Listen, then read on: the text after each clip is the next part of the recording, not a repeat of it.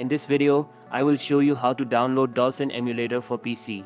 Dolphin Emulator is a free, open-source software that lets you play Nintendo GameCube and Wii games on multiple platforms, including Windows, MacOS, Linux, and Android. It's well known for its high compatibility and enhanced features. To get started, open your browser and search for Dolphin Emulator.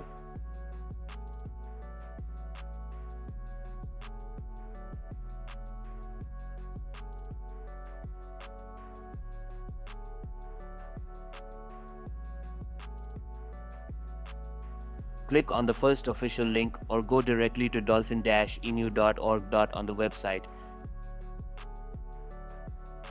you'll find information about compatibility and a download button. Click the download button, then choose the latest version for your system. For Windows users, make sure you have the 64-bit Visual C++ installed before proceeding.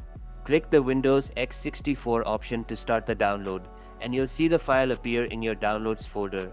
Once it's downloaded, locate the zip file, right-click it, and select Extract All. Open the extracted folder, then double-click the application file with the Dolphin logo to launch it. That's all you need to do to download and run Dolphin Emulator on your PC.